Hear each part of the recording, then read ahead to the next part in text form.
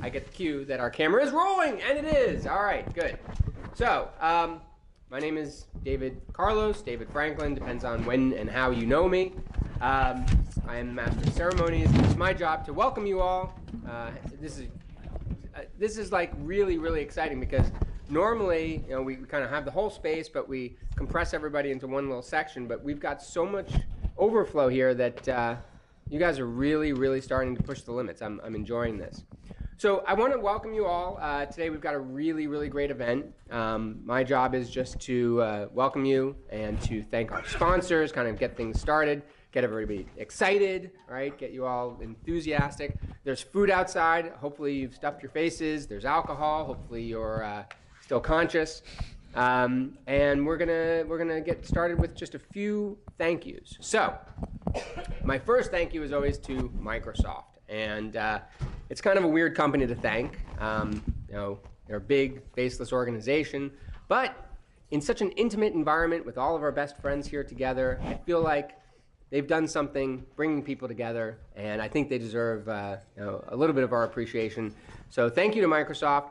I am going to, yeah, give them a round of applause. Give them a round of applause. I am going to mention one thing. Do we actually have anybody from Microsoft here tonight that wants to speak? Yes. Well, you're on the panel. You don't count. My gosh, panelists, they think they own the world. So yeah, well, what's her name that usually is? Oh, yes, she's not here. So she would often talk about BizSpark. So I will mention that. It's a very appropriate program to mention for Microsoft. It's actually called Microsoft Startups now. Really? Yeah. Ooh, it's a good thing we have a Microsoft person here. So is it still similar in concept? Same program. Okay, same program. So it used to be called BizSpark. It is now called Microsoft Startups. Okay, very good. So the idea, the concept being that Microsoft will allow you to sign up as a small organization, and they will give you access to their entire solution stack, right? Anything you need, software, you know, everything from Office through you know, developer tools, databases, etc., so that you can test it out, try it out, and build your company using that technology. And then they're hoping that once you've kind of graduated, they'll let you keep it all. But obviously, as you grow, you'll be kind of stuck on the platform in a good way. So thank you to Microsoft for that. So look for Microsoft Microsoft Startup. That sounds really good. Okay. BizSpark was like, it's stuck in my brain, so it was a good marketing branding thing, BizSpark, but it's okay. Next organization that I do want to thank is McCarter and English. So I have a little write-up here. So McCarter and English, LLP, is a firm of approximately 400 lawyers with offices in Boston, Harvard, Stanford, New York, Newark, East Brunswick, and Philadelphia. Oh, and Wilmington and Washington, D.C. Oh my gosh, they keep growing. In continuous business for more than 170 years, party foul, it's okay, it's okay. Yeah, napkins? No? Okay, somebody. So, in business continuously for more than 170 years, they are among the oldest and largest law firms in America. Clients come first at McCarter and English. A client's goals and priorities are what count. McCarter's job is to listen to their clients, stay on top of frequent changes that can affect their goals, and implement the strategies that will lead to success. So thank you very much to McCarter and English. They are sponsors. They are making this event possible, in addition to all of you. Next, I want to talk about Hint Water, right? And he opened it at just the wrong time. He should have waited like 30 seconds, and it would have been a perfect introduction. So Hint Water, for those of you who haven't had some, please, we have it outside. It's delicious. I'm going to read from their website. Infused with fruit flavors, Hint's healthy flavored water is a great alternative to sugary drinks while still being delicious. It's vegan, gluten-free, and kosher with no GMOs. Now, this is water we're talking about, okay? So I think they're stretching it a bit here. No, contains no blended up baby seals. Yeah, okay, great. No preservatives and no added sweeteners. Their fruit-infused water has just enough natural fruit flavoring to make it taste great without any diet sweeteners or other sketchy ingredients like some other flavored water brands have. Oh, throwing shade. So, Hint Water, thank you guys. Hopefully you're all well saturated.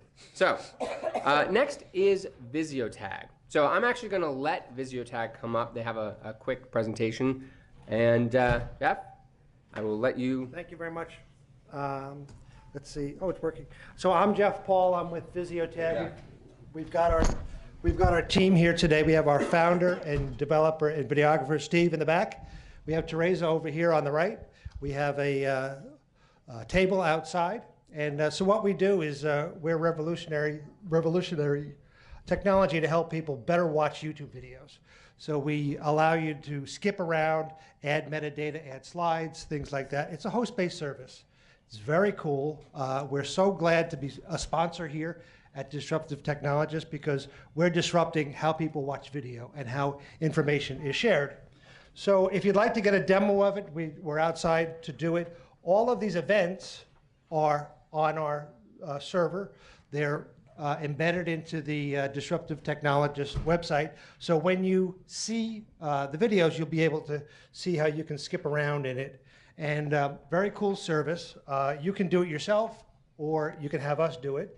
If you'd like us to come shoot the video, we'll shoot the video. If you want us to do the editing, we'll do it for you. If you want us to manage your YouTube channels, we'll do that. And if you just want to make your videos really cool, so they have a table of contents around it, and they're searchable by internal search engines, and they're searchable by external search engines. So as people are looking at, tell me when David Frankel said this at that event, it'll find the video, it'll find the moment in time in the video, and it'll play it. And you can put it on Facebook, you can send it to your mother, you can send it to your friends. Because you're Disruptive Technologist members, you all have the access to a free Visiotag account. If you'd like us to show you how to do it, come in the back and talk to us, and we'll tell you how it works. Thank you so much. Thank you so much, Jeff. All right.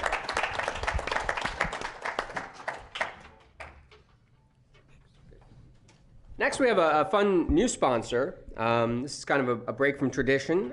This is Intimate.io. So I don't know if anybody got to read the description, but I will read it for you here off their website. Intimate is a cryptocurrency facilitating payments and trust for the adult industry, making it safer and more secure for all. Intimate is a token for payments and trust. Intimate provides an open, distributed trust mechanism for managing payments and reputation across all segments of industry, including content delivery, interactive content, and services. The team at Intimate are passionate about creating a sex-positive discussion that can facilitate real change. So it's kind of tongue-in-cheek, but it is a real thing, and it is absolutely fabulous. So I invite you to look into Intimate.io as well. By the way, yes, oh, look, I see them. I see Intimate people. Okay, and by the way, Intimate people and all of you sitting back in the back on the hard, uncomfortable, non-ergonomic surface there, we have chairs everywhere. There's lots of space. So please, come on, feel free to come down and fill in. You don't have to sit in the back uncomfortably, unless you like to. I mean, it's sort of like sitting on a ball. It's sort of uncomfortable, but maybe it helps your core. Okay, and finally we have Wytham Smith. And I don't even know how to pronounce it. Is it Wytham, Witham? But it's Wytham Smith and Brown PC, but we're going to call him Witham. Is a Witham person here? Is it? No? Somebody Witham with us? No? Okay, well, I'm going with Witham. It's a nationally ranked top 30 firm that empowers clients with innovative tools and solutions to address their accounting, tax, and advisory needs. Their highly responsive teams of professionals offer a deep industry expertise and service experience to help their clients grow and thrive, to be in a position of strength. So with that, thank you again to all these sponsors. They really make this possible. Thank you all to you guys for being here, because really this is all about you. And with that, I am going to now turn it over to our moderator, David Soren, who I am going to introduce by name, but I don't know which one of you is David. Oh, David. I do know David. And I will let him introduce himself. Thanks a lot. No, I actually love to stand, and I hate to use microphones, as many of you know. Can you hear what? You need me to? Use one of these. It's much more fun. This will be better. Can you hear me? Of course you can. They need it for the video. Got it. Okay. Then I will suffer the microphone, and we'll just deal with that. Thank you very much. And there was one thank you not said yet, and I want to thank Lauren Keeson. Lauren. this group would be nothing without you. She is the brainchild, she is the energy, she is the person that brings this group together for really incredible events that really speak to who the disruptors are and what kind of new technologies and innovation are coming not only to New York but to the nation. And we really thank you for that. It's really very important work. My name is Dave Soren. I chair the Venture Capital and Emerging Growth Companies practice at McCarter English. I love when we are introduced as a 170-year-old law firm because it has nothing to do with who we are today. It says that we have some staying power, which is terrific, but we are a very entrepreneurial law firm. Technology really leads our practice. About a third of our lawyers are intellectual property lawyers. Another 50 or so of our lawyers are on the team that I chair that deals with all kinds of paradigm-shifting technologies and the investors who support them. So we're thrilled to be here. I'm joined by two of my partners, Joe Farino, who works out of New York and East Brunswick. And you may ask, where is East Brunswick? I have no idea, other than that it is in central New Jersey in the foothills of Princeton.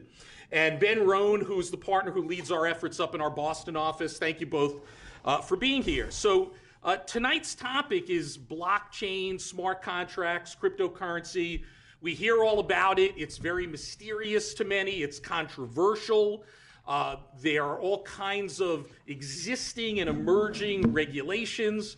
There's a Wild West atmosphere to much of this that our friends on the panel, frankly, are helping to change. And I think one of the things you're going to hear is the emerging professionalism and financial discipline that's being introduced into these markets that I think is absolutely critical for them to be sustained and to succeed. Like any moderator, I have a bunch of questions, but many of you submitted questions. And so after a couple of very brief kind of basic questions to kind of set a baseline of knowledge for everybody, we're going to go into your questions. And then, of course, if there are more questions beyond that, we certainly want audience participation. But let us start with the members of our panel. I've got them, but thank you. I'm prepared. Let's start with the members of our panel. We're really fortunate to have some incredible people who are leaders in the space. So let's start with Ali, if we may. Introduce yourself, if you would. Talk about what your area of interest is, and one or two tidbits that you might want to throw out to give people an appetite. And once we do that, we'll get into Q&A. Sure, guys. Thank you very much for having me. We'll keep it very short and sweet. Crescent Crypto is the name of the company my partners and I started. We're a digital asset management firm run entirely by Goldman Sachs alumni. We do invest in the space, we do advise in the space, and we also do sell-side equity research. We're a passive index provider, so think as close to an ETF as you can possibly get in the crypto space. Our flagship fund is an S&P 500-like vehicle. It's a really good way for those who are interested to participate but haven't really had the chance to dip their feet in the water to just own a basket of the top 20 most secure, highest probability coins, chance of winning. We're very easy to know and understand. It's as close to what most of you invest in your IRAs and your brokerage accounts. And if you want to learn more about what we do and how we help ICOs in the space, just come find myself, my partner Chris, and my partner Mike after we're done. Thank you. Next up, York Rhodes, who's a global business strategist at Microsoft, working in the blockchain and identity areas. I'm particularly fond of the fact that he's also an adjunct professor of digital and e-commerce marketing at my alma mater, NYU. And I can assure you that when I was a college student, there was no such class, which is really fascinating. So York, same thing, if you would introduce yourself. Sure, my name is York Rhodes. I work for this small company called Microsoft. Actually, on my second tour at Microsoft, when I started for the first time, Microsoft was about 6,000 people, so it was a little bit of a different company than it is now. But I was actually a founding member of our blockchain work at Microsoft. So going back almost 3 years, myself and another gentleman here in the New York office actually started our efforts. I spent the first couple of years actually building our reputation in the community just through being in the community, particularly in the open source blockchain community. and basically built up an ecosystem that we could participate in a meaningful way. And recently, actually in December, moved over into the blockchain engineering team as a program manager focused on customer success, which basically translates to work with the top tier customers who are most advanced in working with blockchain so that we can make sure that we're learning what their needs are and building the right features and capabilities into our platform. Our platform being our cloud, which some people would also call Azure. I had the pleasure of meeting with our next panelist several weeks ago, thanks to Ali and Chris and Mike. Lauren is a blockchain consultant and provides an incredible service to her clients that are contemplating blockchain solutions. And if you could introduce yourself, we'd really appreciate it. Sure. I'm Lauren. Yeah, I'm a blockchain consultant. I come from a technical background, but I have some experience in finance from Bank of America. My clients include startups that are looking to raise ICOs, crypto funds that are conducting due diligence on various projects, and as well as corporate entities. Thanks. And Chris, last but not least, partner at Crescent Crypto, one of the co-founders, and an incredible speaker. Thank you, David. David and I have spoken on too many panels, I think, together at this point. I am Christopher Matta. I was born and raised right across the river in New Jersey. I worked at Goldman Sachs for 6 years prior to co-founding Crescent Crypto in the investment management division, managing portfolios across multiple asset classes. It's kind of how I got involved in the cryptocurrency space, just interested in alternative asset classes. And as Dave mentioned, kind of seeing it as the Wild Wild West, wanted to bring a little more thoughtful institutional knowledge and vehicles into the space for individuals to invest in. And that's exactly what Ali highlighted earlier. So like more passive vehicles to get diversified broad exposure. That's really a core holding in your portfolio. And do a lot of thought leadership and talking about best practices investing in the cryptocurrency space. Thank you. Our friends at Witham are not here, but just give another shout out to them, an accounting firm that's doing an incredible amount of work in the space. We happen to share a number of clients with our friends at Witham, and I'm sorry that they couldn't be here today, but I know that they are very committed to the marketplace.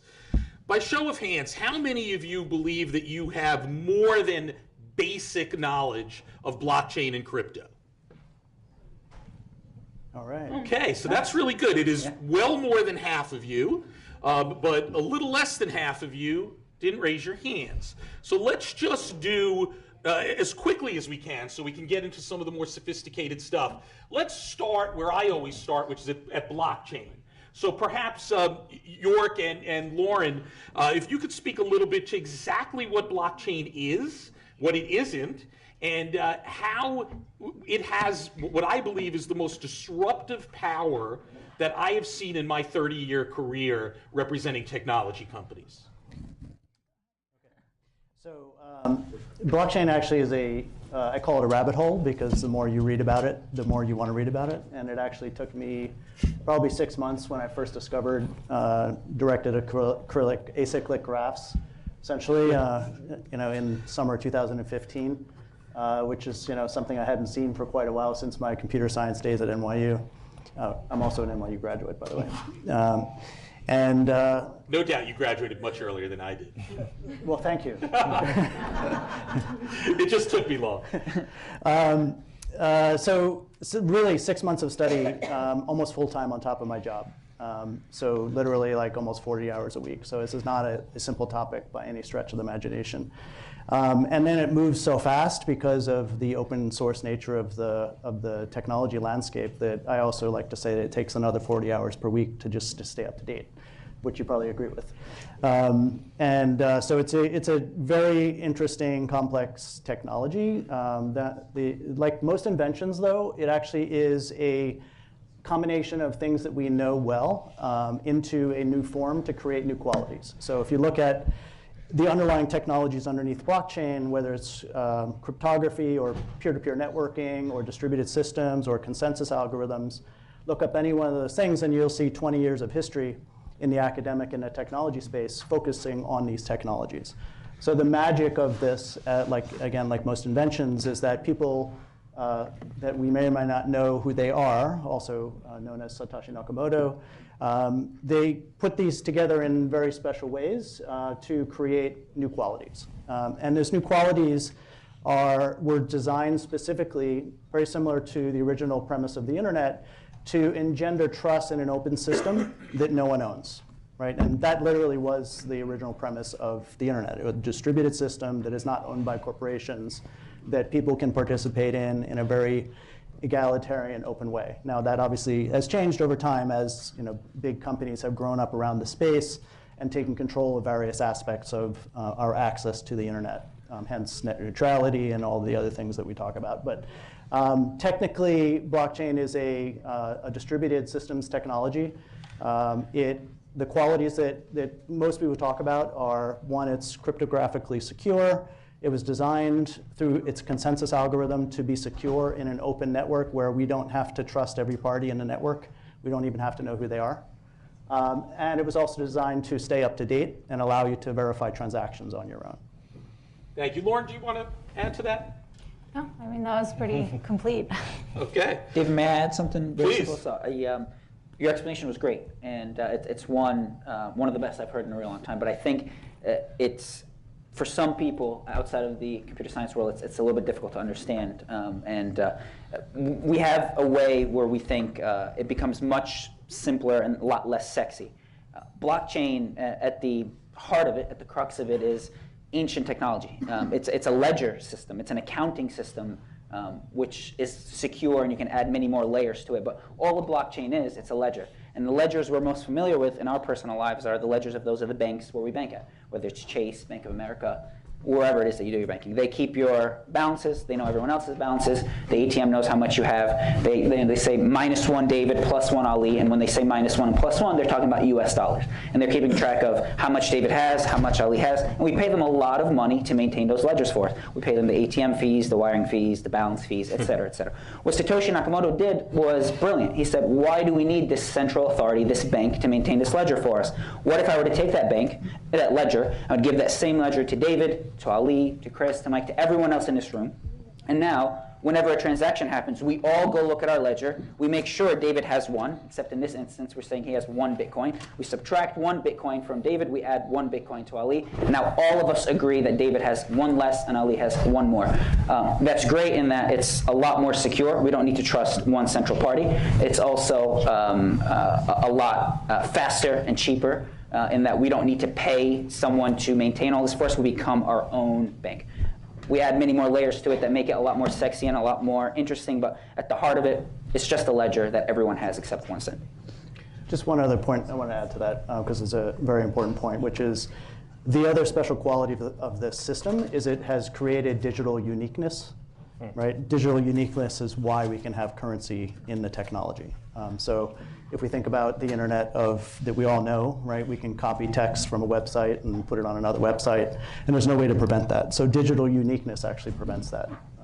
And that's, people often look at, and I hold this discussion with my class around, what is money? What is actually, what does it mean when I give you $1? And how do you actually value that?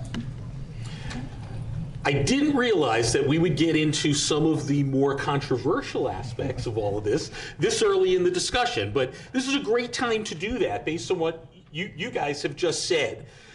The disintermediation effects that are associated with blockchain, in my view, are nothing short of remarkable. I mean, you talked about the potential existential threat to the banking industry, but this affects virtually every middleman.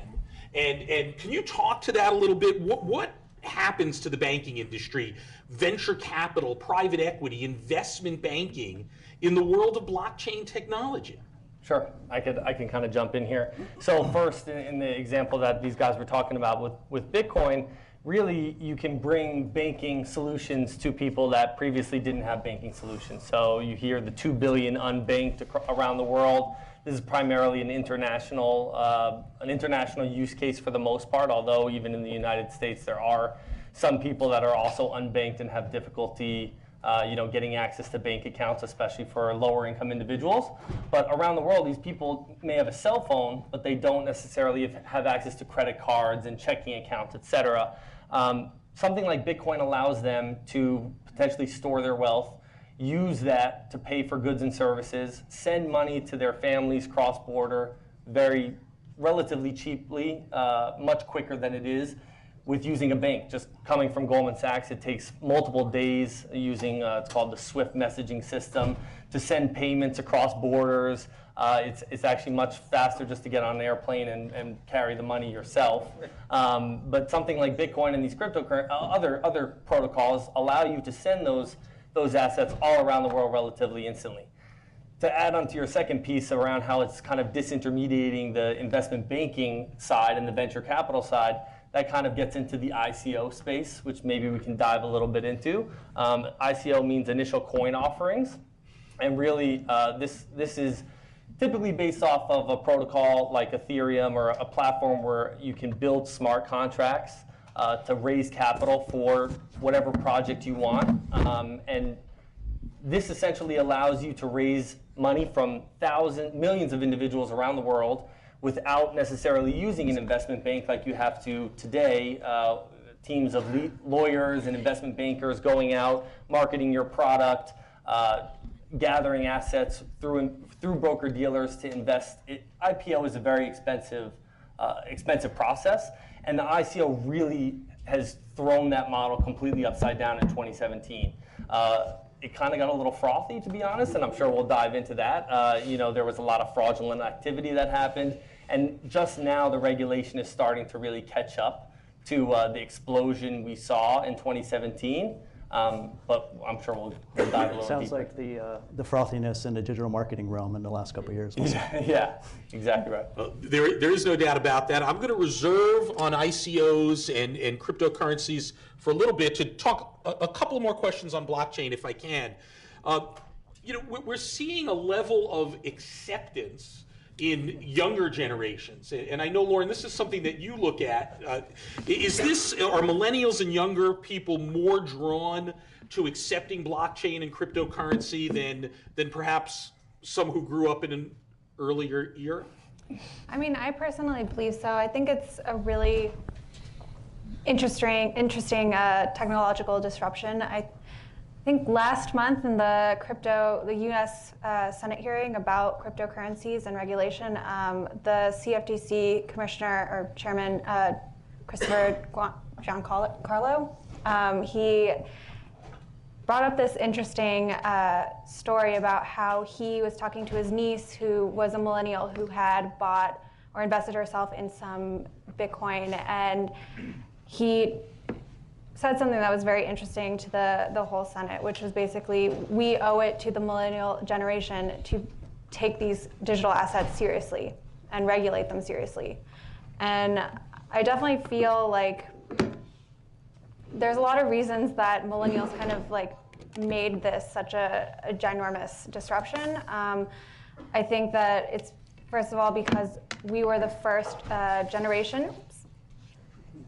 You okay? We were the first generation to grow up with the connectivity of the internet, and I think that that's something that's definitely kind of brought us together and helped us gravitate towards this idea of peer-to-peer networking. And I also think that it also has to do a little bit with growing up and coming of age during the 2007-2008 financial crisis. We definitely, as a generation, I feel like we definitely kind of lost a little bit of faith in the financial system, in the government. And I think there's definitely this idea that Satoshi Nakamoto knew kind of what he was doing. He had been developing Bitcoin or blockchain for a long time, or Bitcoin for a long time, and it was just kind of the timing was just right in 2008 when he released his white paper. But he knew that it was going to be a kind of response to the financial crisis. One of the first pieces of information that was put onto the Bitcoin blockchain was a reference to a bailout in 2009. So I think he knew exactly what we were doing, or what he was doing. And I think, and there's also other reasons. If you look at having the benefit of being a teacher, I get to ask my master's students every semester, about things like banking and usage of applications and things like that. So just as a simple demonstration, if you are a millennial, either physically or in your brain, raise your hand and keep it up. Okay. Keep it up, and only put your hand down if you've been to a branch of a bank in the last week. Okay, so those might not be real millennials. Where are they? So most millennials have never been into a bank branch, right? They don't go to banks. They didn't experience banking the same way that older gentlemen like us did. So that is already a disintermediation, right? When you use Venmo as your main vehicle for paying others, right? You have already crossed the chasm in terms of thinking about digital money, right? Because yes, there's other forms of stores of value behind that. But there would be no switch to you if, for example, PayPal or Venmo or Shopify accepted a cryptocurrency, because your process would almost be the same. And so you've already crossed the chasm as a millennial. Anything you guys want to add to that? Well, I think we have no affinity to gold, and that's a big part of it too. And I imagine most people in this room can't remember a time where you can walk into a bank with your banknote and redeem it for gold. And we have this concept where gold is viewed as this store of value. Millennials take it one step further. We believe in Bitcoin almost as much as we believe in gold. What gives gold any more value than something like Bitcoin? And that's obviously driving the adoption. It's not such a hard jump of the imagination to associate value with this digital, decentralized, magic internet money, as some would like to explain it, as it is to talk about this space rock that hit the Earth. Because that's what gold really is. A lot of people think it's mined or it's produced by the Earth. It's a space rock that has hit the Earth from asteroids. So if you think of it that way, is it so unimaginable for someone to associate the value of Bitcoin or the value behind Bitcoin the same way as previous generations associated value behind gold? Yeah, and I think millennials just grew up, kind of to add on to your point, playing video games online, having actual value behind digital assets, and in lots of cases they were rare. It's not a huge leap from something like that, where when you were a little kid playing some of these video games where you got a really rare item that's actually worth a lot in this game, you might be able to sell it for real world money. Digital currency, in its scarcity, has some similar properties in that way. We'll get you in one second. I just want to follow up because I think this is a great segue into the whole world of cryptocurrency. And York, you mentioned it in your opening remarks about, what is a dollar, this fiat currency, and why do we all accept US dollars in our transactions and in the way we value our financial assets. And there was a time, most of us don't remember it, when the US dollar was pegged to gold. The gold standard, and that hasn't been the case for, about 40 years, I guess? How long? 44. 44 years. All right, I was close, but I'm too young to actually remember that. Thank you. So, the fact of the matter is, a dollar is accepted because we believe it for some reason. You can only pay taxes in US dollars. Well, that's true in the United States. It's not true in Switzerland. Yeah, that's true. And okay, I buy that. Right now it is the accepted form for business transactions. So I do acknowledge that, but there is no inherent value to it in terms of the instrument itself. You don't think that's true? Okay, we'll debate that. Yeah. But is there a value to cryptocurrency, and why? And how do you distinguish that from the US dollar? Are there any economists in the audience, first of all? Okay, just a few. Okay. So most economists would basically say that the value of cryptocurrencies is nearly zero. I've talked to a few economists, and that's what they feel, because they're using, and if you go back to some of pre-2000 to the dot-com crash, when people were saying, hey, we can't value these companies the same way as we did in the past because they have different qualities, right? So this is kind of a similar phenomenon to that, whether there's a big crash coming or not. Who knows, although there's been some significant retraction in the past couple of months. But if you look at something that, like cryptocurrencies, there are a couple of qualities that you have to look at. I'm sure you guys look at this in your in your analysis. But you look at how liquid is the asset, right? One, because liquidity determines stability. If there's not a lot of liquidity and distribution of those assets, it's very easy to manipulate the price, either intentionally or not, right? And both of those behaviors are definitely happening in this market. And then the other big factor in any currency is actually human psychology, right? Do you believe, could be based on behavior, like if I have a dollar bill or $5 if it's Starbucks, I can buy a cup of coffee, right, on any day of the week, right? And because I can do that here in the United States, that tells me what the value of $5 is, right, in the United States. If I live in a country where the currency is completely out of whack from inflation, one of my students is from Venezuela, you're asking for a raise every single week, to use her example, in order to be able to buy stuff, right, basic stuff, not the dress you wanted, just food, right? So that's an example where the currency is not stable, right, in that particular country. So you can't rely on this currency the same way that you do in the United States, right? So that's also something I think we want to think about when we think about what a lot of people call in cryptocurrencies. I like to call it a new asset class because I don't think we know exactly what to call it. We have current laws in the United States and around the world that sort of push us towards calling it either a currency or a commodity. It may not be either, right? And I don't think until we actually come up with some new definitions and potentially new regulations, we'll probably be stuck with trying to figure that out. But I'd like to add to that too. I think another important piece of thinking about currencies is this idea of fungibility, which means that each currency can be interchanged with the next indiscriminately. They're all the same. So like $1 is pretty much the same as another dollar.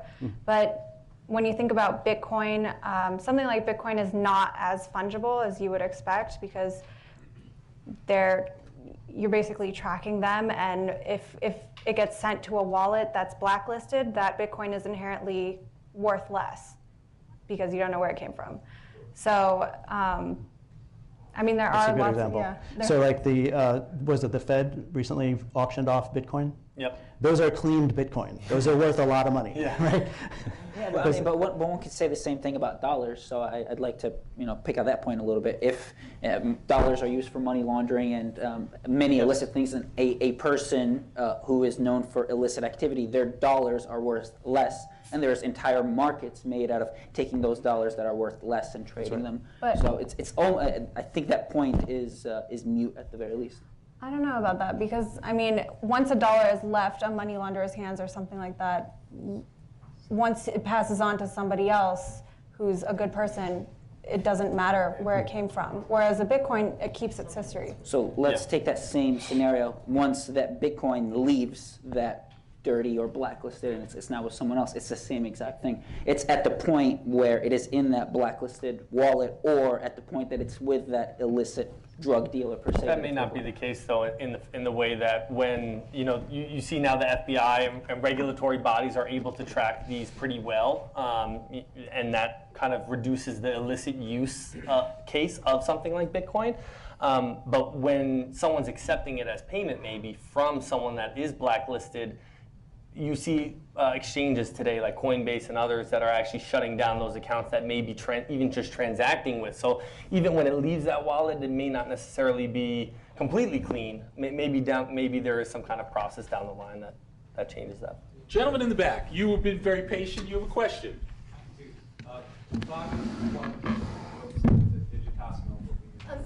me. We have a Just a mic. So I'm kind of old school. Got it. All right. I'm old school. So I was at Digitas and Ogilvy in the late 90s. So I was pre-bubble, getting up to it. Everyone was talking about eyeballs and all this good stuff. And the market fell. All right. So there's I feel like it's happening again, just because Bitcoin. So I get blockchain. The thing about Bitcoin that concerns me is the metrics and understanding whether we're gonna hit another bubble or whether it's real metrics that we're looking at or perceived. Does that make sense? And so that I'm having a tough time reconciling that. So I need a little help. You guys are just starting to get into it. The other thing that I've seen a lot of is Bitcoin mining, and no one has explained that. So can you hit those two for me? We will. Let's do the first one first, if we can. And it's a really important point. We all remember Web 1.0, and we remember 98, 99, 2000, where if you added .com at the end of a company's name, you could raise money with the back of a napkin business plan. And we saw what happened. We did have a crash. I believe we are in digital currency 1.0. There's a lot of crap out there. There's no question about it. These guys are all part of that movement toward professionalizing and bringing financial discipline to a market right now that includes both some really good ideas and some nonsense. And separating the wheat from the chaff is going to be really important. And I think before we get to your second question, why don't we talk a little bit about, we see this craze in ICOs and SAFTs, et cetera. What economic model or business model really works for a tokenization transaction? We have some of our own ideas from the companies we see employing those solutions. It's been debt and equity, and now tokenization is a sort of a third element for capital raising, and it's not a solution for everybody. So who do you think, what kind of economic model do you think works well for tokenization transactions? Yeah. Well, I think you can see some examples today, right? I mean, Bitcoin and Ethereum are successful distributed networks running based on tokens, right? And those networks are really in the beginnings of being understood and how to actually create decentralized applications on top of those networks, forgetting whether someone's even going to think about a token economic model for their business. That's a whole secondary question, right? So there's sort of two aspects to this. One is this is a decentralization wave where we're looking at how to create decentralized systems and new businesses around decentralized systems. So classic examples are, people talk about the quote unquote sharing economy, and they refer to things like Airbnb and Uber, right, which are still centralized systems.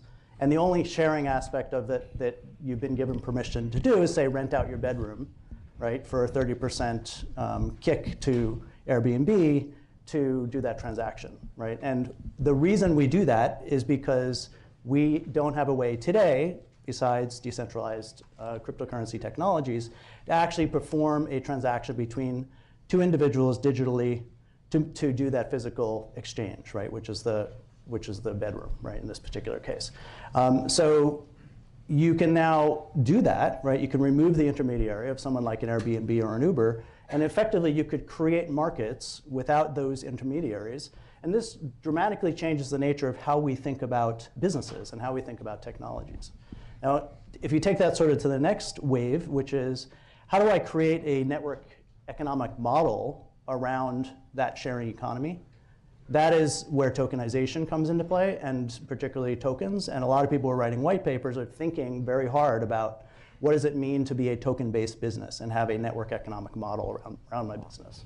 Yeah, I think to add, maybe I'll take the side of security tokens, and someone else wants to talk a little bit about utility tokens. But coming from Goldman Sachs, something that I'm really interested in is really the securitization of these tokens. So using the blockchain to trade debt and equity, essentially, using blockchain-based technology. So you hear about things like T0, which is looking to be a liquidity platform for some of these blockchain-based securities. So you can look at something like, you might have Microsoft stock that's held in escrow, and they issue tokens that essentially represent those Microsoft shares, right? And those can be traded on this blockchain-based exchange, and now you're cutting out the broker-dealer. You're cutting out a lot of the intermediaries that make the process inefficient and slow. Now you have a 24/7 hour market. You have much lower fees, all using a more decentralized platform instead of having these larger banks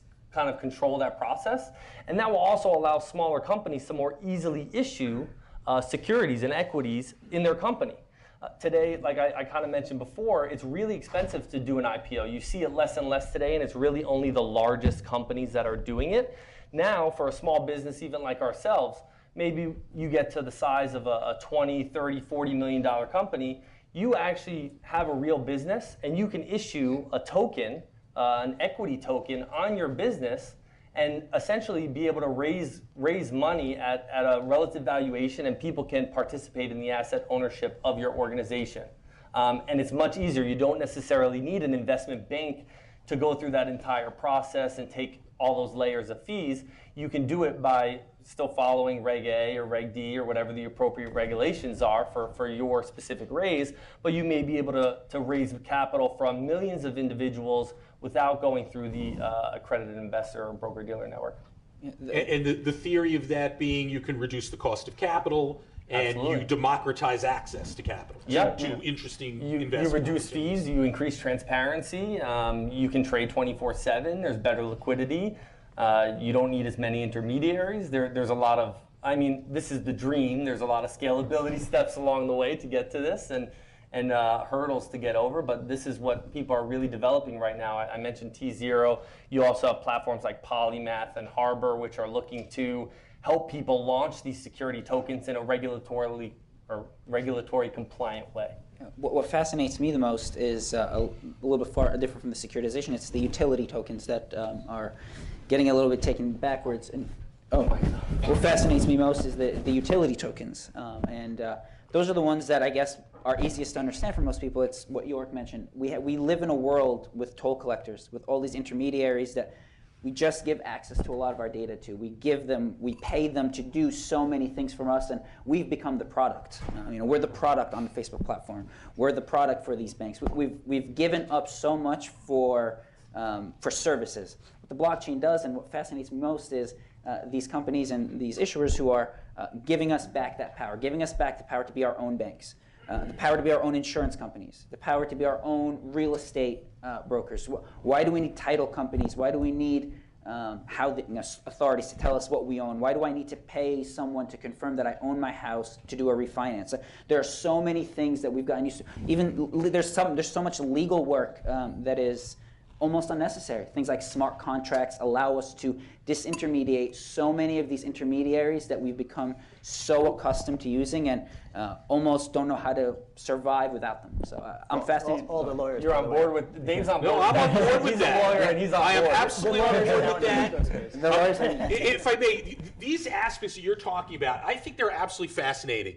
And one of the things that we hear and see a lot about, right? Facebook in the news very recently for some obvious reasons, and what they do with our information.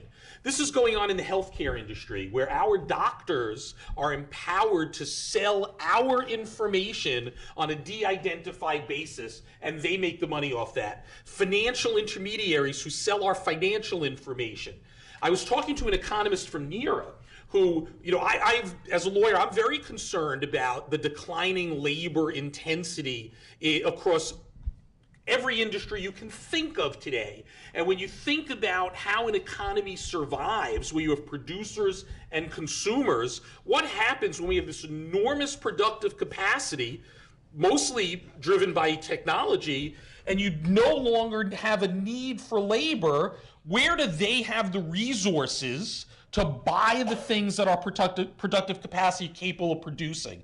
And in that time frame, there's a threat of the cycle falling apart.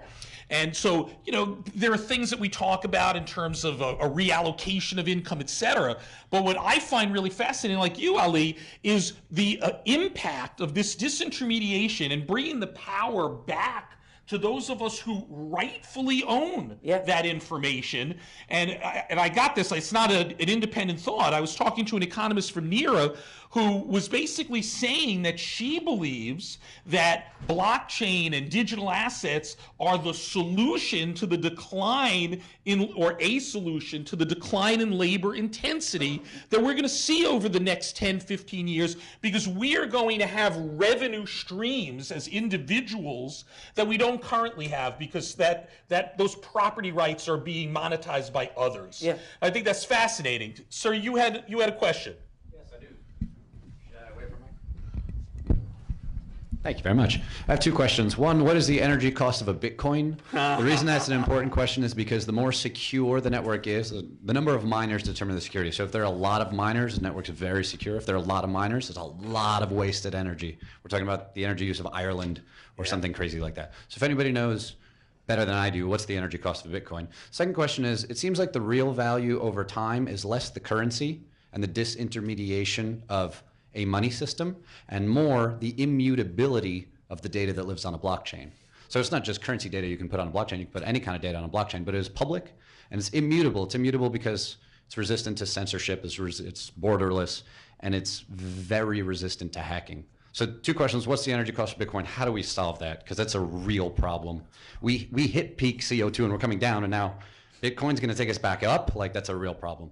And then two, where is the beginning of blockchain gets its value from the immutability of the data, not so much the money system? I could take the first one maybe. I think the energy consumption for Bitcoin is a little bit overblown. There's been a bunch of these clickbait headlines. The energy consumption that people spend on their Christmas trees every year is far more than Bitcoin every year. The energy consumption on mining gold every year, multiple times higher than Bitcoin. And in some cases, they could be analogous. Bitcoin has been taking some market share potentially from something like gold. Bitcoin uses 100 times as much as AWS, and AWS is 50% renewable. You're talking about that much of the internet. It's more than that. No, I'm not saying it's unsubstantial. I'm saying when you actually put it in perspective next to other energy consumption things, like some things that are completely ridiculous, like Christmas lights, but then other things that are legitimate, like mining gold, it actually is not so far overblown where people compare it to certain countries.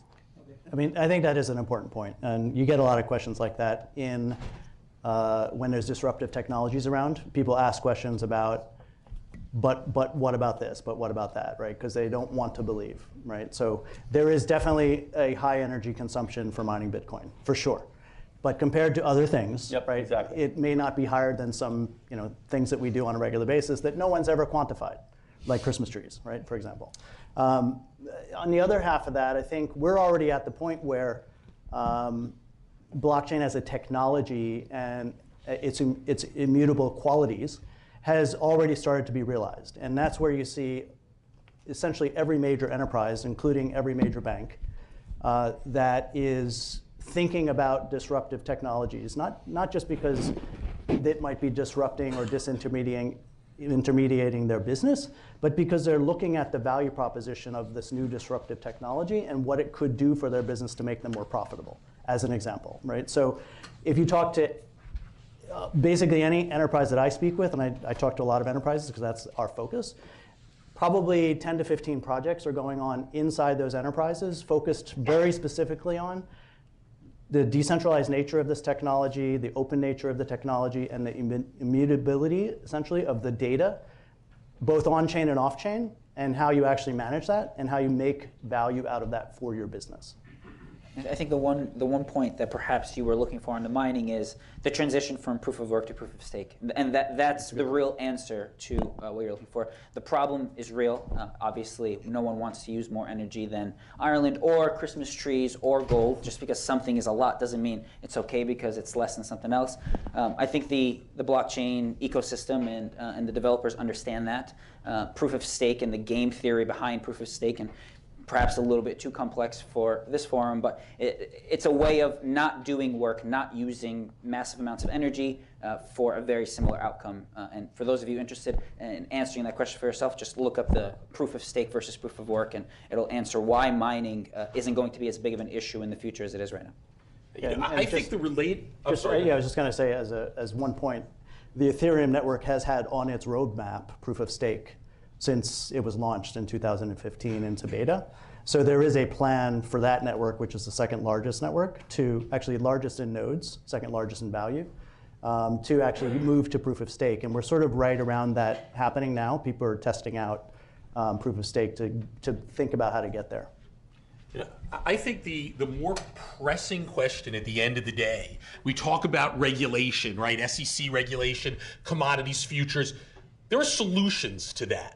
right? And so as a lawyer, I understand that, and I embrace the idea. I believe my law firm will have more technologists than lawyers on staff in the future. And I think that's a good thing, and I think that's the reality of what happens when technology continues to evolve. But I think the bigger question, and you guys, I think were referring to this earlier to some degree, the real issue is the political environment, right? What will nation states do? How will they react to emerging cryptocurrencies that compete with the US dollar for primacy? How do you have a viable tax enforcement system when you have, I learned the word from you, pseudonymity in transactions? How do you have an effective monetary policy in the face of emerging currencies that, if the 5 largest companies in the United States were to adopt cryptocurrencies, those currencies could be larger than the currencies of all but a handful of nation states. We live in an era where borders are increasingly irrelevant. So what happens to the polity when you live in an era of global economies? And I don't know the answer to that, but do we need to morph and evolve into a global polity to respond to that? Should we have a single global currency? I don't know the answers to these questions, but these are the questions that we have to confront. And I think you guys were talking about that a little bit when we talked about tax issues earlier. But you've been patient, and then the young lady over there. Great, thank you very much. So Commissioner Clayton, I think sometime in the late last year, talked about, he thought crypto, it's deemed securities. Not verbatim, but something to that effect. Let's assume that he's going to that direction. Do you feel that ICO will replace IPO? If your answer is no, why not? And then if you think that no, then they can coexist, how do you justify the high cost for the IPO? Thank you. Yeah, I can kick that off. I think ICOs can, in some sense, replace IPOs, especially with smaller companies, like it's kind of happening today. And I think the main reason for that is the reduction of cost and the feasibility aspect. It's very easy. It's much easier to do than something like an IPO, which is a much more complex structure where you have to have multiple intermediaries involved.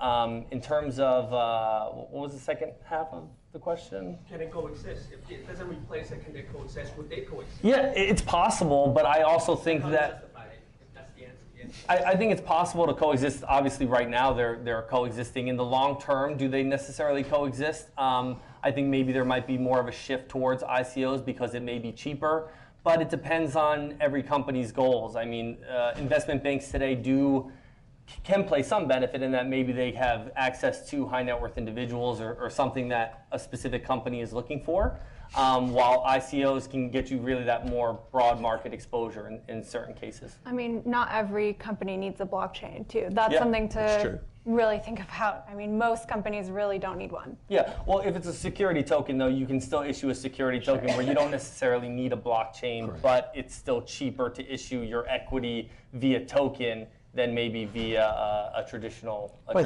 think the answer is, where's the magnet of interest, right? Is really going to be the answer for investment banks, and VCs, right? They're going to go to where the interest is. Absolutely. And it's going to depend on the regulatory environment. Yeah. Right. So, as a lawyer, this is a really compelling question to me. Right now, if you want to have a truly securities law compliant ICO, you have to determine if you have a security token or a utility token. That's step one. Within that, there are people who believe there's no such thing as a utility token, right? So we have to confront that to begin with.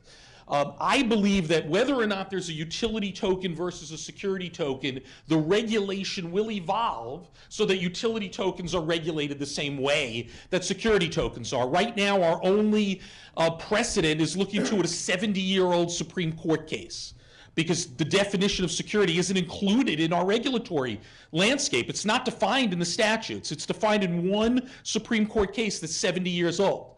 So I think any one of us, probably in this room, could look at the characteristics of a token and make an argument that it's a utility token or a security token. And so I don't think we have sufficient guidance at this point. But what I think is certain is that the regulatory environment will evolve to the point where utility tokens are going to be regulated in much the same way. It's a disclosure-based system, and we're going to have a disclosure-based system relative to utility tokens. If you believe that, there are really only a handful of mechanisms that you can use to comply. So one is, as many companies are doing as a first step, do a Regulation D compliant SAFT deal, simple agreement for future tokens, where you sell primarily, if not exclusively, to accredited investors. You raise a finite amount of money, you continue your development process, and then you go out and do the broader coin offering. My belief, and I'm really interested in what you guys think, is that these tokens are only going to be valuable and sustainable if we can build a viable marketplace. And the way to build a viable marketplace means you have to have broad dissemination. You have to be able to sell these things to both accredited and non-accredited investors, and they have to be freely tradable. So markets have to develop. The only way for markets to develop in a meaningful way to value these things is if there's disclosure and there are exchanges.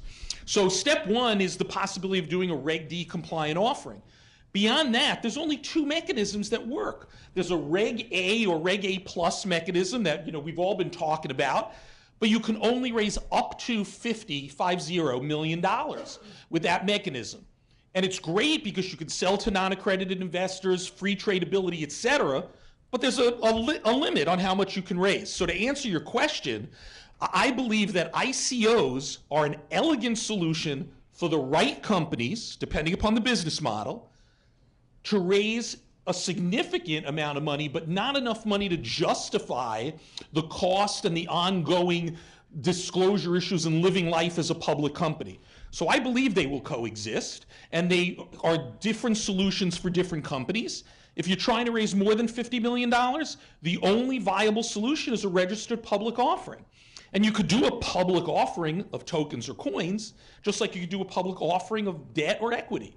So I believe they will coexist, and I believe that perhaps inadvertently, as we moved toward crowdfunding and we moved toward Regulation A+, we've now created a regulatory environment that is actually hospitable to doing those kinds of transactions.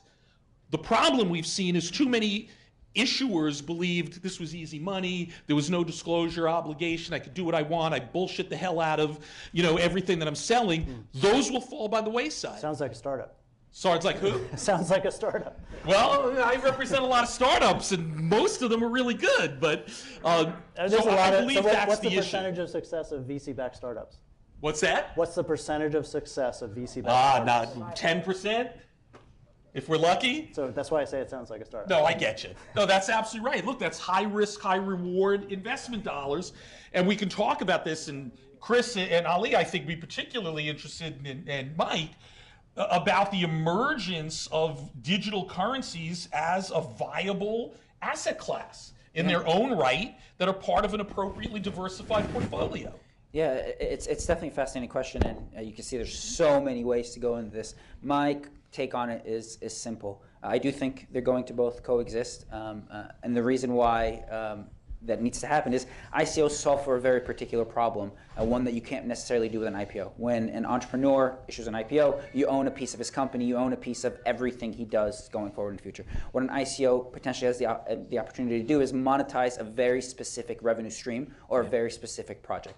So you can potentially have the same company issue multiple rounds of financing that are non-dilutive to the actual company, where an investor can own a very specific network, a very specific revenue stream, a very specific business. So it's a new way of thinking about doing things that are interesting without having to, me as an investor in Apple, I own a piece of everything Apple does. Me as an investor in your ICO to monetize a specific revenue stream is more interesting to you as an entrepreneur, is more interesting to me as an investor. I know exactly what I'm getting. I also think, I also think that you could securitize particular cash flow. Yeah, you can do that. Perhaps you could, but how do you trade them? How do you issue them more widely? Exactly. So that's why it needs to be in an ICO. Not just because you could do. There's many things we could have done before. We could all take the ledger, right? We can all become our own banks and keep the same ledger and call each other every single time David wants to send me one. But you can't actually do it without the blockchain. I think the other point is that You've been waiting so patiently. After you, and then young lady, question over here. So I think both lawyers are responding to our regulatory environment in the United States. And so they're saying we need things like SAFT and structures that actually comply with the regulatory regimes in the United States, which is not just the SEC and the IRS and others, right? Commodities futures. It depends on how you sort of interpret the asset class. So there's a lot of times when your investment in a token could be treated like income versus treated like an asset, right? Depending on how long you hold it, right? So we deal in the United States with the regulatory environment that we have, and so do our lawyers. So basically, people are trying to simplify this because there is no structure to deal with utility tokens. So I actually personally think that utility tokens have a very bright future and a much larger future than most people are thinking. And one of the arguments that you can make there is we actually deal with a lot of utility tokens today. We just don't call them that, right? Think about rewards points. Yep. Think about the virtual junk you get when you play video games, Yep. right? These are all tokens, right, of value. Not right? as liquid as an They're not as liquid, but no. yes. But they are essentially utility tokens Yep. for that specific purpose. Yeah, and that's the thing. Having an ecosystem that you can use these tokens on, but make them also freely tradable, is something that has value. And in terms of, is it a security? Well, if there's already an established platform and you have these tokens that you can use on that platform, I mean, to me, maybe it doesn't look as much like a security. But when you're issuing them in advance, before there's a platform even created, and it's kind of that expectation of that platform and the growth of that platform becoming something real, that looks a little more like a security. So there's some gray area there where maybe it starts as a security and then is handled as a commodity later on. But in fact, the biggest trigger there is actually how are the tokens being promoted? Yep. Right? Yeah. Is it being promoted as an investment up front, or is it being promoted as use this token on our Amazon platform where you can buy your Prime membership and pay for goods and get discounts? That sounds like a commodity. Right. So I have a utility token for Amazon. It's called Prime. Yep. Right. It gets me free shipping. Exactly. Right. And all kinds of other services. Right. Well, and the issue, I think, ultimately, Lauren, you hit on this at the very beginning. I think ultimately the issue of that is having the marketplace to monetize this separate and apart from its ultimate utility. And that's where these issues of disclosure and tradability and fairness, and Lauren, you also mentioned right at the beginning the issue of so much of this emerging out of the crisis in 2008. And it undermined the credibility and the belief system in our banking system. And much like the Great Depression undermined the confidence in equities and debt and equity solutions in the stock market. And so I think that this is part of what's emerging today and why it resonates with so many of us. Did that just ruin your question? I'm changing it now because you've answered part of it. But so with the sense of characteristics of tokens, and if your platform's not ready, securitize, et cetera, what about new tokens that are then minted once your platform is ready? Does that then morph into a utility token? Like your ICO is a security token, but then what happens once there's utility behind it? Yeah, I mean, you already brought this up earlier. We're stuck in this way of thinking of, is it a security, is it a utility? Right. I try to shy away from that conversation because I'm not sure I truly believe it's either. And that might, some of you might think that that's an easy way to back away and not answer the question, but we're trying to apply old definitions to something that is so new and so unique, and it's just because we don't have new definitions for them. So I think the answer I wanted. So perfect. As the space evolves, we'll have a better way to answer that question. We'll have a better way to define it. Most of the time, when we're talking utility or security, it's because all of us are trying to stay out of trouble. We don't want the SEC to lock us up. But if any of us here, most of us in this room, we're given the choice of what terminology to use, none of us would use security, utility, commodity, none of that. It's something. I think in some cases it could be a little of both. Yeah. I mean, there's certain coins that have properties that maybe you have some percentage of ownership, but it also has some sort of utility. Kind of can be this new hybrid where there are no definitions for it. So I definitely agree with Ali in that probably some new legislation needs to happen eventually after this kind of plays itself out. I agree. I think the regulations will definitely help provide some like clarity and definitely take the space more mainstream. But I also think that when we think about utility and security, like those are two main classifications of tokens, and it's such a new space that I've seen a lot of crypto funds come up with our thought leaders that work at crypto funds come up with new terminology for different types of tokens, like work tokens and things like that. And it's all kind of nebulous. Well, I think the longer answer to that, and he's next, then a gentleman down here, then you. Yep, you're right back. Oh, I'm sorry. I had pointed a couple, but I'll get you, I promise. I think ultimately the issue is one of pragmatism, right? There's a regulatory environment, and that's fine. But ultimately, what will ensure the success of the tokenization? And that's why I think, I guess like you guys do, that this is going to sort of morph together, and that even if there's not a regulatory system that requires compliance, we've been advising our clients to voluntarily disclose. Act as though the compliance system is here and required, because that will help ensure ultimate success. And if the goal is to use an ICO or a tokenization strategy for an underlying business goal, don't worry about, obviously adhere to regulations that exist, but if the regulations are insufficient, do what you need to do lawfully to make sure that you can have success at the end of the day. I ignored this side of the room. I apologize.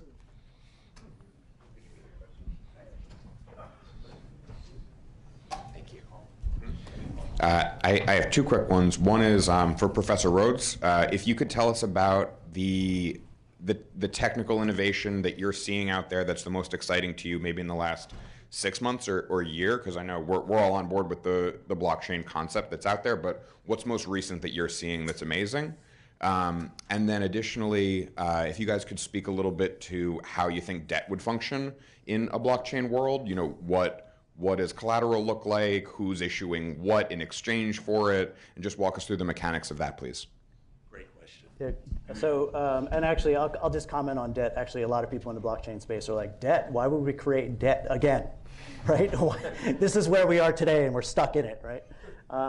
People kind of in the blockchain space like the fact that there isn't a debt instrument, right? As a purist, you could think of it that way, but there are already debt vehicles being created, and for example, there's an Ether loan product that lets you borrow against your holding to pay your rent, essentially. So there's a lot of products out there.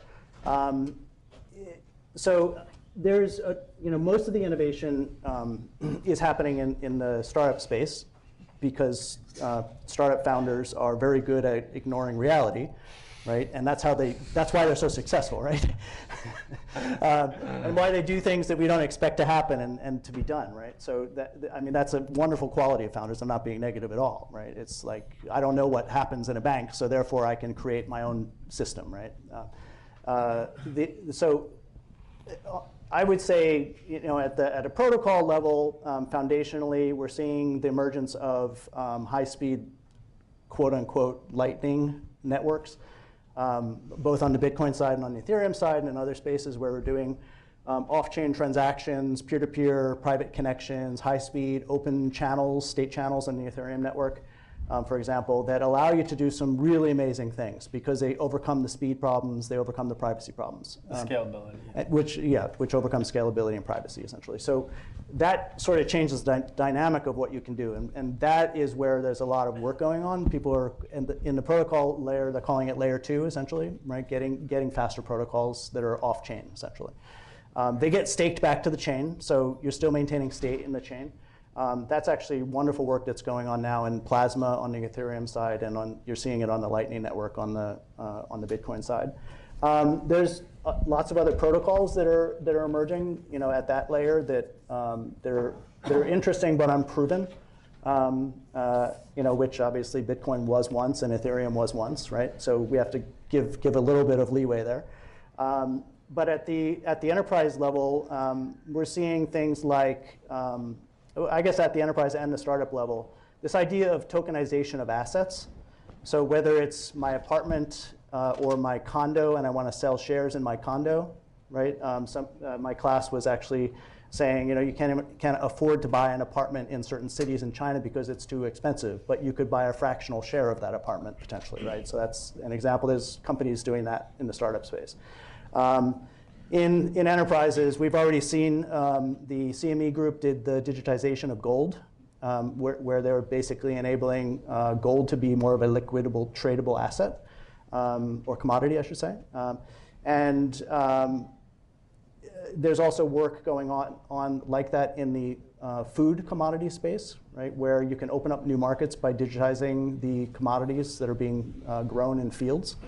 And the other one that's interesting to me is someone mentioned earlier SWIFT.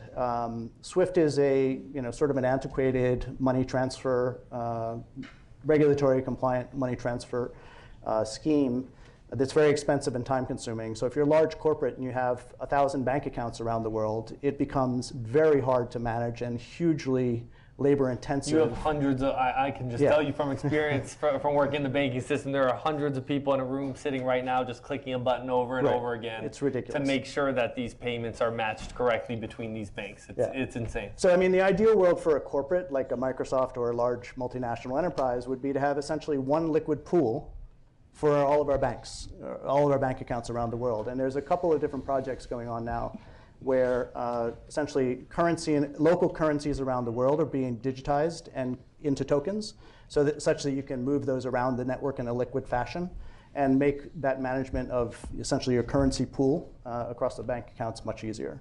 That's fascinating. We're seeing that in a number of African countries, for example, that have experienced the same issue that you were describing earlier in Venezuela. Yep. Sir, you've got it already. Thank you. My concern is the fact that we're in a situation right now where we've got Bitcoin and Ethereum mixed in with investment as well as being a service for transferring and exchanging money. I'd like to get into, or ask you to get into the service side. If there wasn't this opportunity to invest, would Bitcoin and Ethereum be worthwhile in terms of just being a medium of exchange? Yeah, well, I can, so it's a very good question and one that's got some hair on it. The value of the network is the number of users on the network. So the fact that people are on Facebook makes Facebook more valuable, but it doesn't actually change what Facebook does. Facebook is more important to you because a lot of your friends are on Facebook. The same, perhaps not important to you. Facebook's important to many of us here, whether it's MySpace, Facebook, Twitter, whatever it is. So, but one cannot tell me that Facebook got any better because I put my face on it. Maybe a little bit, but one can't really say that. That is true of Bitcoin. The more people that own Bitcoin, the more people that you can send that money to, the more people you can transact with. Whether they're investing in it or using it to actually exchange or just to be a part of the network, the answer is those two concepts are married and they drive each other. But the government sees it as property. You don't see it as a medium of exchange. Not yet. It's property is for the taxability of it, though, so that's a little different than like how I think it's a little different from the question. And the question. And also when you say government, you mean the U.S. government, right? Because there are different governments around the world who see this very differently. And in fact, I was going to say this earlier, I think that the regulation actually will drive where people start their companies and where they sell their products. I could not agree with that more. And as we see different states in the United States lining up on opposite sides of this aisle, and we see countries like Switzerland, talked about taxing earlier, you could pay your taxes in cryptocurrencies in Switzerland, Liechtenstein, etc. You see South Korea, you see China. They're all lining up. There will be winners and losers from those decisions that governments make. Yeah, I think just recently with Binance, which is the largest cryptocurrency exchange in the world, was located in Japan, and they recently have been cracking down on exchanges that are unregulated trading securities, and Binance essentially had to move, and now they're moving their operation to Malta. It's probably the biggest example of that happening in the crypto space thus far. And if you didn't know that, and are interested in knowing things like that going forward, shameless plug, we have a newsletter that publishes, we got 20,000 subscribers. A lot of these concepts that we talked about are all on there, crescentcrypto.com. Chris writes a big portion of that, so. Oh boy. It is thought-provoking to say the least. Lauren, you had a question. Thanks. This is a question for Lauren. This is one of her sweet spots. Why are millennials and younger generations more drawn to cryptocurrencies as a form of investment or payment? I think we already covered that one earlier. Yeah, I think that was at the beginning. Did we also cover, did you see private blockchains being part of banking? I mean, I think you might be a little bit more equipped to handle that, but I definitely see them as, I mean, at least where we are now, where public blockchains aren't necessarily scalable, or, I mean, they're still in like the building phase, the protocol phase. I think that for enterprise level, definitely private blockchains are a huge deal. Just because, I mean, they still can maintain control somewhat of the system. Like they want like a partially decentralized system in order to... Private blockchains basically are implementing proof of authority, essentially, where the authority is being granted by the enterprises. And the participation in what's often called a consortium, which is essentially a closed network of known parties, and thus the authority, the authorization to belong, is what creates the additional level of security. But having that cross-company transaction medium is actually a huge difference than anything we've had to date in cross-company communications, whether it's EDI or any other systems. This is a different animal. And so that creates value. Even inside of things like banks, for example, there's a huge amount of opportunity in the back office for efficiency gain. Yeah, I think that's the biggest thing, which you were kind of touching on, just in the operational risk management mindset of coming from a bank. There are so many inefficient processes, reconciliations that are happening, whether it's cash settlements, whether it's security settlements, the whole T+2 cycle or T+3 cycle it used to be, is like that because there's tons of people sitting in a room reconciling these transactions. I mean, I agree with that for sure. And I also think that private blockchain is, like some projects like the Hyperledger project is kind of incentivizing collaboration across various entities that would never collaborate together. Right. And it's just really amazing to see. I just want to make sure that we also covered, did we cover your last question? Will the decentralization of public blockchains win out against private in the end? Did you cover that yet? No, we didn't cover that, but it's a tough question. I mean, I definitely think right now where we are, we definitely, if a bank wants to use, or like a corporate entity wants to use blockchain, they must, they need to use an enterprise level robust private blockchain. But I mean, I've definitely seen a lot of people pushing for true decentralization. Like private blockchain is kind of controversial, I feel like, in the crypto space, because there's such an ethos of like no one should be in control of this one ecosystem. So in that way, there is definitely a push from the blockchain community towards more like true decentralization, but I definitely see a big value of private blockchain. I think, yeah, I mean, this is a journey that's very similar to the internet. If you look at the early days of the internet, there were no websites on the internet. There was no e-commerce transactions happening on the internet. And that's because companies were not comfortable with putting their information on the internet in the beginning, and then they weren't comfortable transacting over the internet. And so it took time for those things to actually happen. And I think the chasm is being crossed, like it was in the internet, internal to corporations, as they learn about the technology and they get comfortable with the technology. And then at some point they can say, oh, maybe I want a smart contract that actually interacts with some public blockchain scenarios, for example. So I think this is it's a journey for corporations, and this is the kind of work that we do at Microsoft. Yes, they're all doing private blockchains today. And they're not necessarily mutually, no, they're there's not. going to be, I don't think one is necessarily going to win out. There's going to be these private enterprise level blockchains. There's going to be these decentralized public blockchains. It really depends on what the use case is. And there could be interoperability between them. It's like the internet and intranets. Yes. Essentially. Mm-hmm. I mean, I think that there probably will be a protocol that wins out in the public blockchain space. Sure. And more than likely, like the internet, that will be the same protocol that wins out on the internet. But I think we're a little ways away from that. I'll put this in historical context. You're next, and then you, and then I think 5 minutes. Okay, we've got 5 minutes.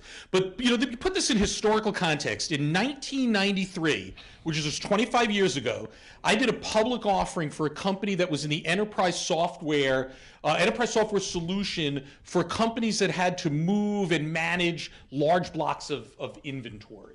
And they were one of the early EDI adopters. And when you think about what has happened in 25 years, it's absolutely extraordinary. And what we're talking about tonight is just going to move that by an order of magnitude, in my view. Sir. By the way, EDI is a great data standard, but the infrastructure has failed. Right? So, got a question about the elephant in the room, quantum computers.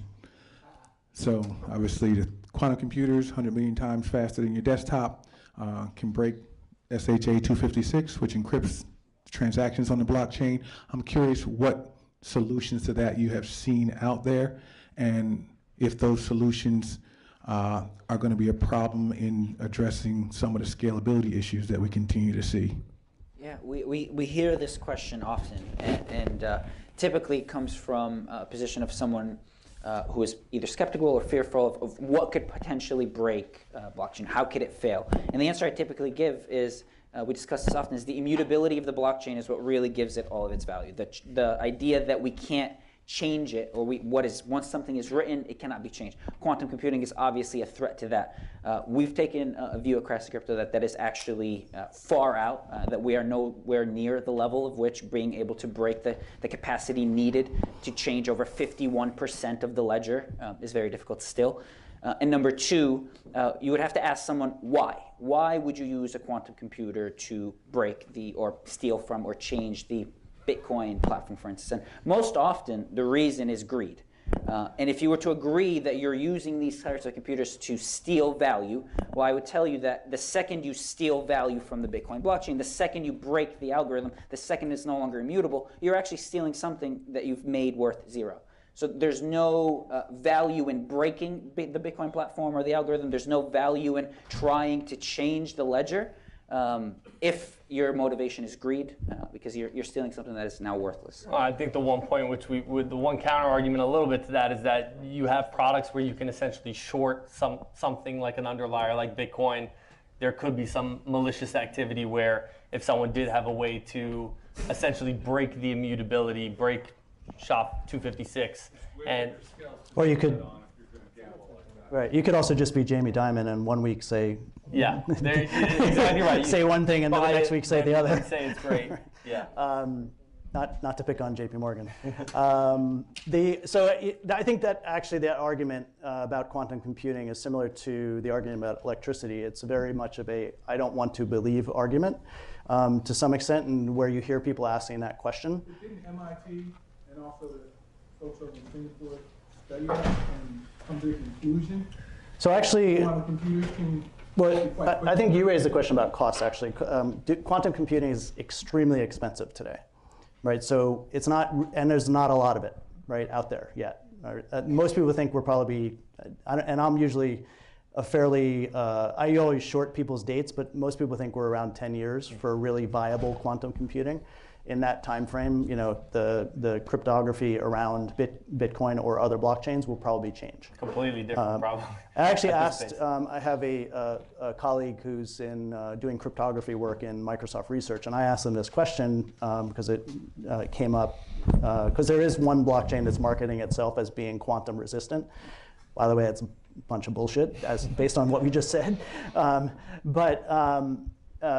I said, what's the impact of quantum computing on blockchain? And his answer was it's completely orthogonal today. And it's a lot of it has to do with the qualities of the ledger, that it's not just about cryptography. It's about how the ledger is actually structured and created and maintained. The other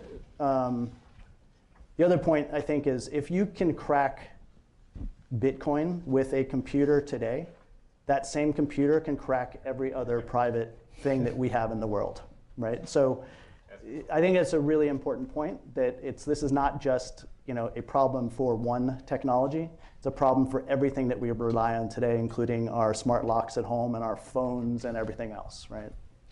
We have our last question. This gentleman, It's got to be you got to give him the quickest question. Thank you. Set a record. Okay, so if you separate out the promise of technology that is blockchain, right? It's an IT problem. It'll ultimately get solved. The thing that I'm concerned about are the cryptos. If you've got this incredible volatility and incredible inability to value, people say Ethereum is worthless. It's worth a lot. Bitcoin is worth 20,000. It's going to go to zero. You've got no consensus on valuation. Like a dollar, you can put a future on a dollar. You can trade a dollar. But what's the question? The question is, if you can't value something intelligently, how can you have a transaction? How can you go to overstock.com and buy something when the price changes 50% in a day? I mean, that's why we have a lot of projects focusing on building stable coins, where they're focusing on like scalability issues, privacy issues, and like volatility issues. But no, a stable coin would essentially have a stable value. There are projects out there that they're trying to. They have like an internal treasury system to like make the coin price stable. But you've got this thing, Bitcoin, that goes up 50% in a day. Yeah. So how can you buy your pair of socks? When was the last time you bought something with gold? So there's a concept between currency. Trade it for there's a future value. There's a concept between currency, which you're highlighting the word cryptocurrency, and what we've said here often, these are not most often currencies. The word cryptocurrency is not a very good term for the thing that they were bringing. The stable value coins, those are more like a currency. Yeah, so this is actually a perfect segue, okay? So now that we're hitting 8:15, what I'm going to do is I am going to keep my eyes on all you people who are running away. I'm not forgetting you. Don't worry. Come on. You're very excited Let with me the do bowl. one thing before you leave this. Before we move to the next phase, please join me in thanking this panel. There you go. This is a brain trust. They represent a brain trust of thought leadership in this space. Thank you guys so very much for sharing your time with us. Thanks for having us. And on behalf of McCarter and English, thank you all for being here. Now don't run. I'm going to thank David too, right? So he needs a big round of applause, right? So now the party has not stopped. It's not over. We're going to the after party now, okay? So a couple of things. First, everybody was really good about contributing business cards. We want to reward you with some awesome giveaways. So I don't know where the giveaways are. Sarah, you got them? All right, she's going to take care of it. I am going to start pulling names. I'm pulling 5 names, and no haptic feedback here. Okay, this feels like a business card. It is Costa Michailidis. Yes, very good. I just saw her disappear out of that door. She's going to come back. You're getting a shirt. You get a shirt. And then you get a shirt. Who are you? Oh, my God. Luxuanolts 113359 at nyu.edu. It's an email address of somebody? Yes, it's one of the e-commerce students. It's you. Yay, good. Okay, that's 2. And here we go. 3 is Lawrence Rufano from Stanford? Or maybe that's your last name, Stanford. Lawrence Rufano? Yes? No? Maybe so? Going once? Going twice? No. Okay. Here we go. And I've got, from Intimate. All right. Well, hey, Nathan, wherever you are, I know the Intimate people are back there. Nathan gets a shirt. You could probably use one. Very good. Maria Reichelicki. Maria, where are you? Somewhere out there? Oh, okay. Maria's going to get a shirt. And last but not least, what do I have here? Oh, I've got Joe Mack. Where's Joe? All right. So Sarah's going to hook you up. She's running around with shirts. So we have that. Now, one more thing. We have the after party. So for anybody who wants to deep dive, I'm looking at you, sir. He wants to go real deep. Oh, man. Intimate, you're killing me. Sponsored by Intimate. We're going to be in the back room. It's out in the left. Lauren, you know the name of the room? Radio City. Okay, so that's the name of the room. So go out the door off to the left and join with that. And with that, I will thank everybody for coming and have a great night. And we'll see you at the next event. pleasure being on panel with you. Do you have a card by any chance? I do not. Can you give me mine? If you would be so kind.